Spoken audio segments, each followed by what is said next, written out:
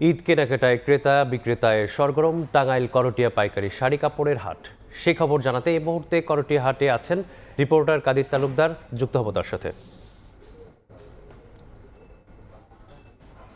কাদির তালুকদার, করটিয়া শাড়ির হাটে ক্রেতা শূন্য দেখা গেল, বেলা বাড়ার সাথে সাথেই ক্রেতাদের উপস্থিতি কিছুটা বাড়তে শুরু করেছে। ইতিমধ্যেই দেখতে পাচ্ছেন যে যারা বিক্রেতা রয়েছে, তাঁতি রয়েছে, তারা কিন্তু তাদের যে উৎপাদিত শাড়ি, সেই শাড়িগুলো নিয়ে এসেছেন। নিয়ে এসে তারা পসরা সাজিয়ে কিন্তু বসে আছেন মূলত ক্রেতা যারা রয়েছে, ক্রেতাদের অপেক্ষা করছেন। আরেকটি কথা জানিয়ে রাখি, সেটি হচ্ছে এই যে করটিয়া হাট, বিখ্যাত হাট, এটি বাংলাদেশের দ্বিতীয় বৃহত্তম হাট বলে বলা হয় এটিকে। ইতিমধ্যেই আমরা যারা বিক্রেতা রয়েছে তাদের সাথে আমরা কথা বলে যেটি জেনেছি যে মূলত রোববার গভীর রাত থেকে এই হাটটি শুরু হয়েছে।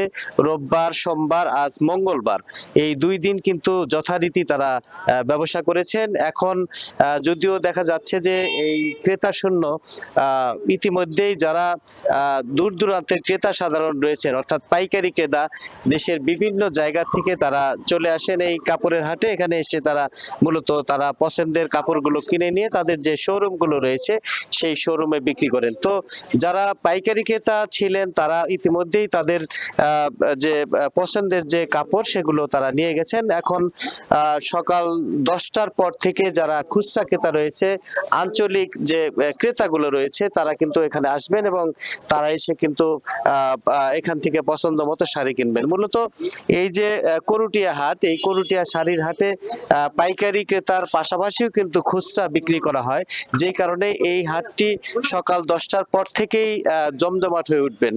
ইতিমধ্যে আমরা দেখেছি যে কাকডাকা ভোরে ক্রেতা শূন্য দেখা গেলেও আস্তে আস্তে বেলা বাড়ার সাথে সাথেই কিন্তু ক্রেতারা আসতে শুরু করেছেন এবং সেই অপেক্ষায় কিন্তু যারা এখানে বিক্রেতা রয়েছেন, তাঁতি রয়েছে, তারা কিন্তু অপেক্ষা করেছেন। আমরা কথা বলেছি, এখানে যারা তাঁতি রয়েছেন এবং ব্যবসায়ী রয়েছে তাদের সাথে আমরা কথা বলেছি। তারা যে বিষয়টি জানিয়েছে যে আসলে দীর্ঘদিন যাবত এই যে দেশের যে রাজনৈতিক অস্থিরতা ছিল, সেই অস্থিরতা কাটিয়ে বর্তমানে একটি নির্বাচনী সরকারের অধীনে এই যে এখন দেশ পরিচালিত হচ্ছে, যেই কারণে কিন্তু তারা আশা করছেন যে এই বছর আসলে অন্যান্য বছরের তুলনায় এই বছর কিন্তু তাদের ব্যবসা কিছুটা ভালো যাবে এবং যে শাড়ির যে দাম, সেই শাড়ির দামও কিন্তু ইতিমধ্যেই আমরা জেনেছি যে কিছুটা বৃদ্ধি পেয়েছে। তবে অনেক বেশি বেড়েছে ব্যাপারটি সেরকম নয়, তবে আমরা জেনেছি যে আসলে কিছুটা বেড়েছে। প্রতিটি শাড়িতে 20 থেকে 30 টাকা পর্যন্ত শাড়িতে বেড়েছে বলে আমাদেরকে জানিয়েছেন। তো আমরা এখানে যারা যারা পাইকার যারা রয়েছেন, দেশের বিভিন্ন জেলার পাইকার, তাদের সাথে আমরা কথা বলেছি। তারা আমাদেরকে জানিয়েছে যে হ্যাঁ, এই যে দেশের রাজনৈতিক অস্থিরতার কারণে তাদের বেশ কিছুদিন ব্যবসা মন্দা গিয়েছে এবং তারা ইতিমধ্যেই এই করটিয়া হাটের দিকে তারা আসতে শুরু করেছে এবং তাদের ব্যবসা যে আরো যে ঈদের বেশ কিছুদিন বাকি রয়েছে, সেই কিছুদিনের মধ্যেই তারা মনে করছেন যে তাদের ব্যবসা বাণিজ্য ভালো যাবে এবং এখানে যারা তাঁতি রয়েছে, এখানকার উৎপাদিত যে শাড়ি রয়েছে, সেই শাড়িগুলো তারা কিছুটা বেশি দামে বিক্রি করতে পারছে বলে আমাদেরকে জানিয়েছে। তো এই ছিল আমার কাছ থেকে টাঙ্গাইলের করটিয়া শাড়ির হাট।